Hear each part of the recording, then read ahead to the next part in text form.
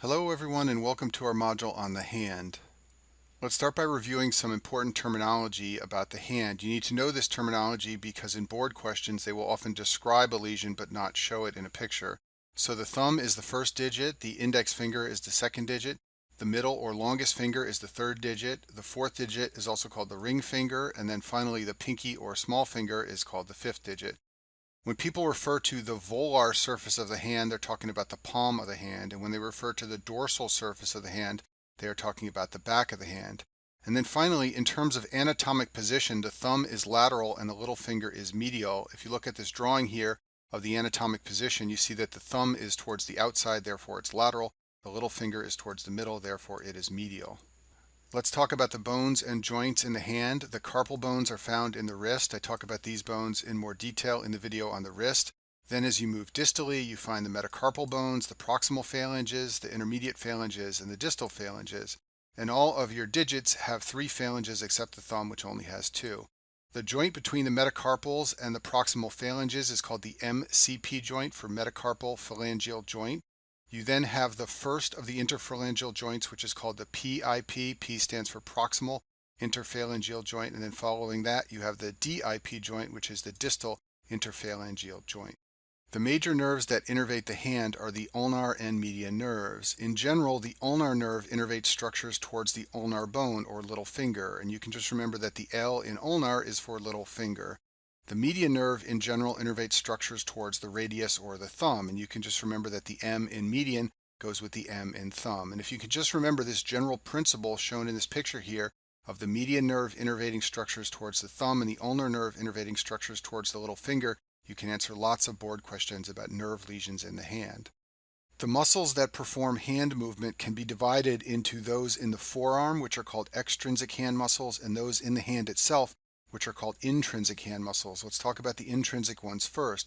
So this group includes the thenar group of muscles near the thumb. We'll talk about this group in a second. The hypothenar group near the little finger. The interosseous muscles, which are found between the digits. These are important for abduction and adduction of the fingers. And then finally the lumbrical muscles, which are important for flexion and extension of the 4 fingers. Let's talk about those groups of intrinsic hand muscles one at a time. We'll begin with the thenar muscles. The thenar muscles are a group of 3 muscles. The 3 muscles are the abductor pollicis brevis, the flexor pollicis brevis, and the opponens pollicis. The word pollicis refers to thumb, so these muscles abduct the thumb, flex the thumb, and oppose the thumb. I'll talk about what opposition is in a minute. So all 3 of these muscles are associated with the thumb, and together they form the thenar eminence of your palm. This is a picture highlighting the thenar eminence of your palm. It's the fleshy part of your palm that you can feel if you press on your palm right near the wrist.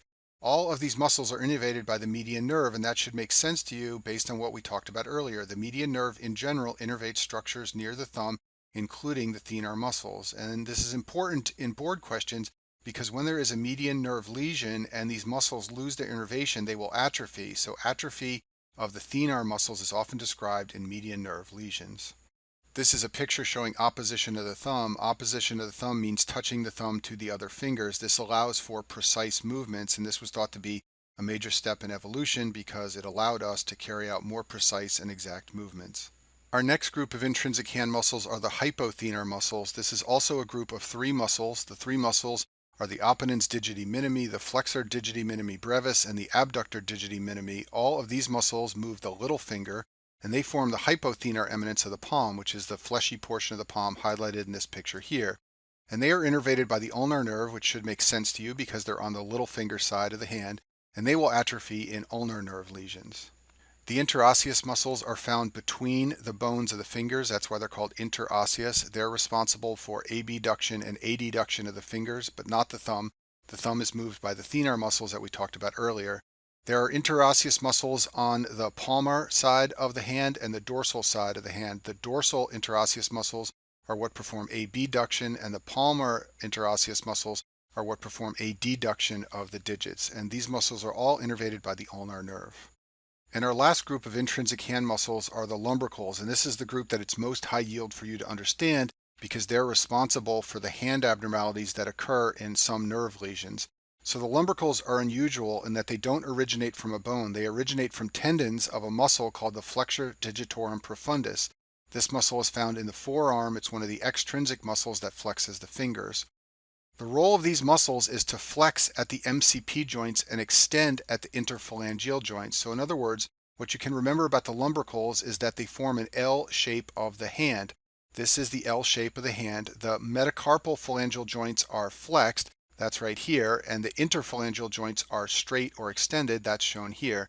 So this is what these muscles do. They make your hand form an L shape as shown here. The median two lumbricals are innervated by the ulnar nerve. These are the two muscles near the little finger, and the lateral two lumbricals are innervated by the median nerve. These are the ones near the thumb.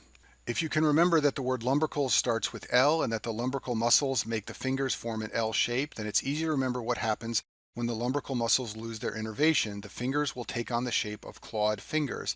That's shown on the screen here. In clawed fingers, the metacarpal phalangeal joints are extended because they cannot flex, and the interphalangeal joints are flexed because they cannot extend. This is what happens when the lumbricals lose their innervation.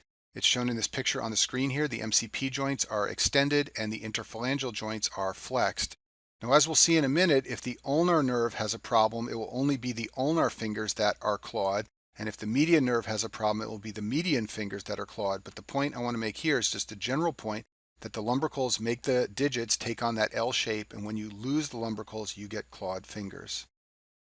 Now let's talk about the extrinsic hand muscles. These are muscles that move the digits but are found outside of the hand in the forearm. We'll start by talking about the flexors. The extrinsic flexors are found on the underside of the forearm, and one of the most important is the flexor digitorum profundus muscle. This muscle has innervation by both the median and ulnar nerve. Some parts of the muscle are innervated by the median nerve. Those are the parts of the muscle that go towards the thumb. Other parts of the muscle are innervated by the ulnar nerve. Those are the parts that go towards the little finger, the same pattern we've been talking about throughout this video.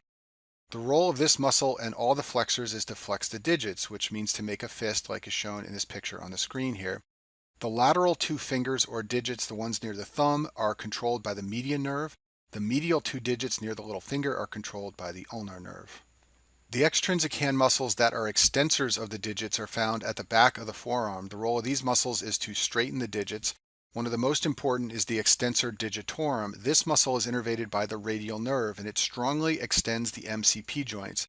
So if you look at this picture on the screen with all the fingers extended, the MCP joints highlighted in green here are controlled by the radial nerve. The interphalangeal joints, when they extend, this is controlled by the lumbricals as we talked about earlier, and the lateral two digits are controlled by the median nerve. That's shown in red here. The medial two digits are controlled by the ulnar nerve. Let's talk about flexion and extension of the wrist because this is important in understanding nerve lesions that affect the hand. The major flexors of the wrist are controlled by the median and ulnar nerves together. There is a muscle called the flexor carpi radialis. This is controlled by the median nerve, and another muscle called the flexor carpi ulnaris. This is controlled by the ulnar nerve, and these muscles work together to flex the wrist as shown in this picture on the left side of the screen.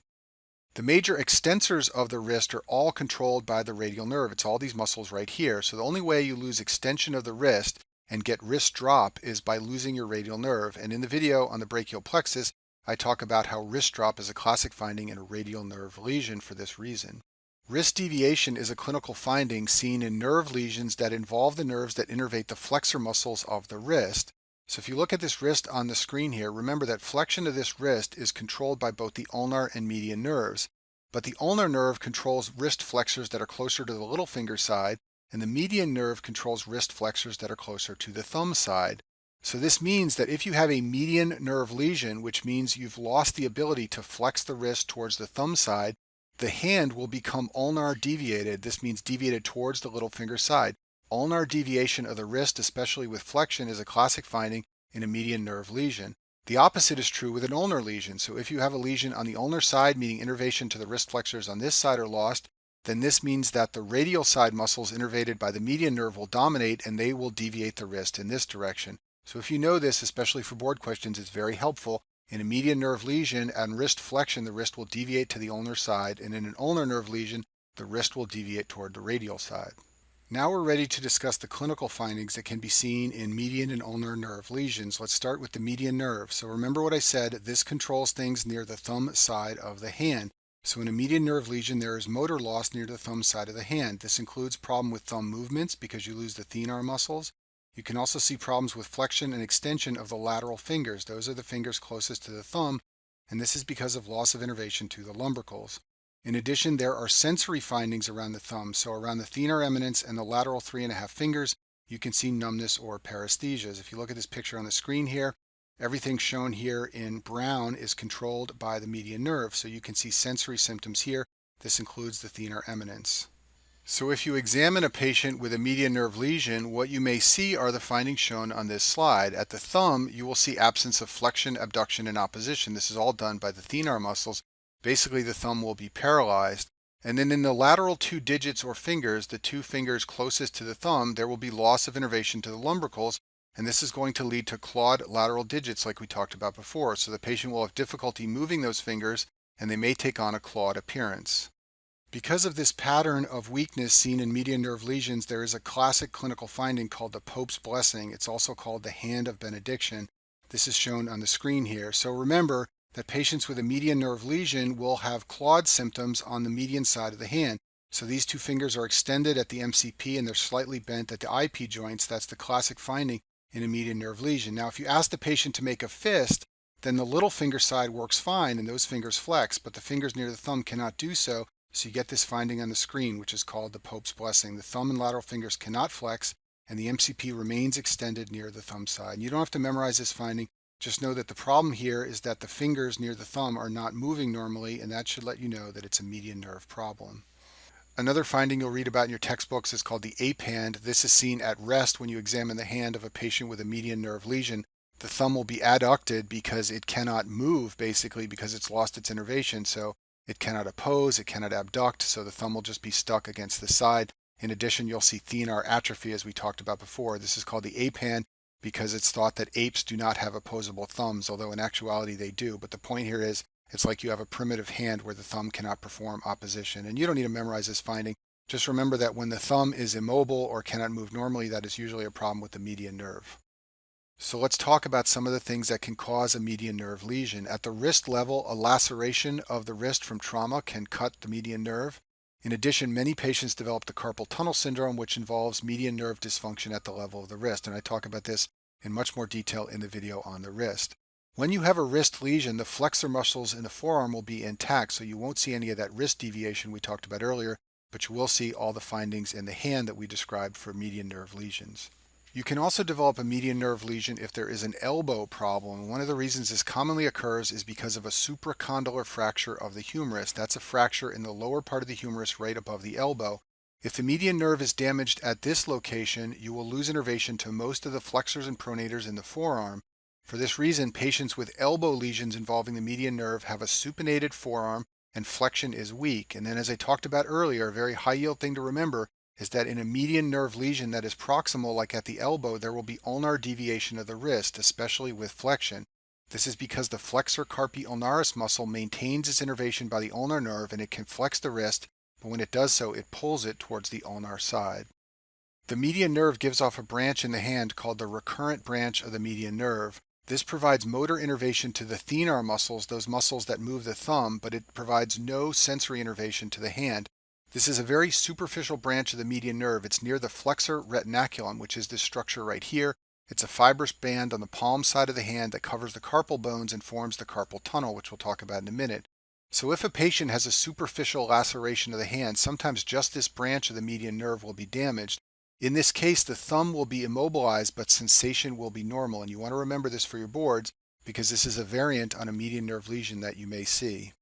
Now let's talk about what happens when there is an ulnar nerve lesion. In this case, there is loss of abduction and adduction of the fingers because this is done by the interosseous muscles, which are innervated by the ulnar nerve. So the patient will not be able to fan out their fingers or bring them together. In addition, there's motor loss to the little finger side. This is the little and ring fingers. So the hyperthenar muscles will lose their innervation and you can see atrophy of these muscles, and the median 2 lumbricals will lose their innervation. And then finally, there's also sensory loss to the little finger or ulnar side. If you look at this picture on the screen here, this portion shown in blue on the palmar side and also on the dorsal side is all provided by the ulnar nerve, so you can have sensory symptoms in these areas.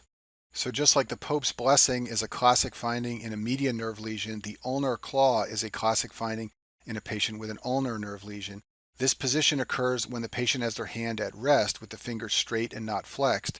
Because of paralysis of the medial lumbricals, which are the lumbricals closest to the little finger, there will be extension of the MCP joints and flexion at the IP joints, and that will give an appearance like what's shown on the screen here, which is called the ulnar claw. And you don't need to memorize this, just notice that this patient's fingers are at rest and the patient is trying to extend their fingers. The fingers that are not functioning normally are near the little finger side, so therefore this must be an ulnar nerve problem. Ulnar nerve lesions can occur at the wrist level, also from lacerations, just like median nerve lesions. There's also a parallel to the carpal tunnel syndrome called the Guyon canal syndrome, which causes ulnar nerve symptoms at the wrist. And I talk about this in more detail in the video on the wrist. At the elbow level, you can have an ulnar nerve lesion if you have a fracture near the medial epicondyle. This is the medial epicondyle of the humerus, and the ulnar nerve runs right near here. So if you have a lesion here, in addition to all the hand findings, you will lose the wrist flexor, the flexor carpi ulnaris, and as we talked about before, this will lead to radial deviation of the wrist, a very helpful hint in a board question. I'll finish this video by describing the ulnar paradox. You would think that a more proximal lesion of the ulnar nerve, like one at the elbow, would cause clinical findings that are worse than a more distal lesion like one at the wrist, but that is not the case for the ulnar nerve, and this is called the ulnar paradox. So in a proximal or elbow lesion of the ulnar nerve, the ulnar claw may not be seen. In other words, if you ask the patient to extend their hand and rest it on the table, you may not see the ulnar claw like shown in this picture. The hand may just lie flat on the table. The reason for this is because in proximal lesions of the ulnar nerve, you can lose innervation to the flexor digitorum profundus muscle in the forearm, and this muscle has fibers that flex the two little fingers. So when you lose that muscle because of a proximal lesion of the ulnar nerve, you may not see the ulnar claw because flexion at the IP joints will not be present. So what you will see is simply the ulnar digits are paralyzed, but there is no clawing. For this reason, it is said that proximal lesions appear less severe than those at the wrist, and this is called a paradox. And that concludes our video on the hand.